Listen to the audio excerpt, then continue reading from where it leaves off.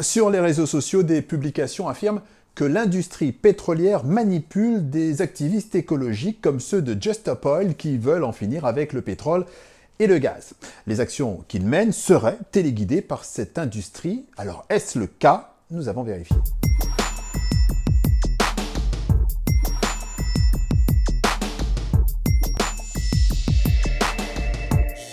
Et pour répondre à cette question, il faut d'abord rappeler deux actions coup de poing menées ces 15 derniers jours par Just Stop Oil. Vous les avez peut-être vues, l'entartage de la statue en cire du roi Charles III et l'attaque à la sauce tomate d'un tableau de Van Gogh, Les Tournesols, deux actions menées à Londres. Sur Twitter, des internautes crient au coup monté par l'industrie du pétrole.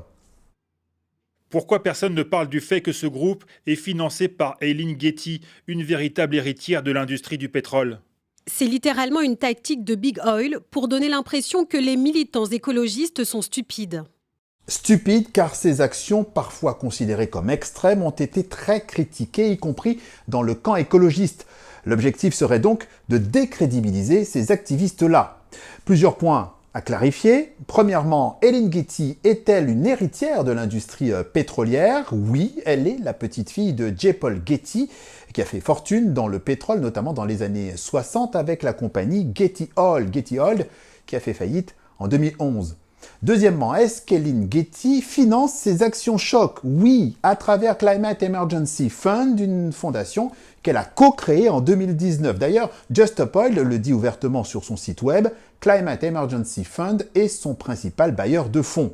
L'autre question qui se pose ensuite est donc, peut-on s'appuyer sur le lien familial d'Eileen Getty avec l'empire pétrolier pour mécaniquement connecter Climate Emergency Fund à l'industrie pétrolière?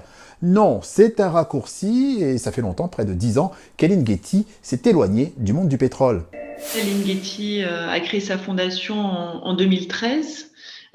Parmi les motivations, ce sont toujours des motivations internes, souvent très personnelles, d'accomplissement et de vouloir laisser un héritage. Là, on est effectivement complètement à l'inverse de tout ce qui a fait l'histoire économique de cette famille. Rompre donc avec une partie de l'héritage familial et ensuite soutenir un activisme écologique particulièrement offensif avec Climate Emergency Fund.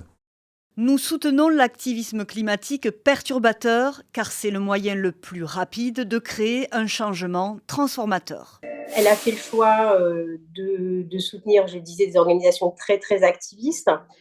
Ça traduit une forme d'exaspération, d'impatience chez des donateurs qui estiment que les organisations qu'on appelle les Big Green, donc les organisations de protection de l'environnement qui existent depuis des dizaines d'années, n'ont pas montré suffisamment d'impact, n'ont pas montré suffisamment d'efficacité. Autrement dit, la démarche n'est manifestement pas de piéger les activistes, mais plutôt de leur donner les moyens d'aller jusqu'au bout de leurs idées. Une position qu'Eileen Getty a justifiée dans une tribune publiée dans The Guardian juste après la dégradation du tableau de Van Gogh. Elle applaudit l'urgence de la crise climatique exige aujourd'hui ce type d'action avant qu'il ne soit trop tard, dit-elle dans cette tribune.